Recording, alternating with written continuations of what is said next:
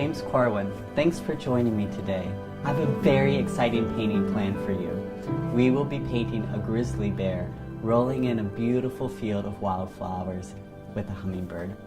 I'm going to take you step by step through this painting, demonstrating here on the canvas, and then giving you an opportunity to complete the step.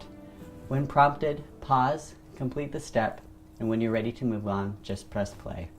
All right, let's begin. So I'm going to mix my yellow with my red.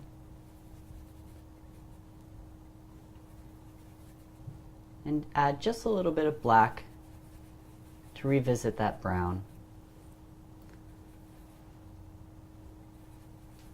I'm going to add just a hint of white to it, just to lighten it up a little bit.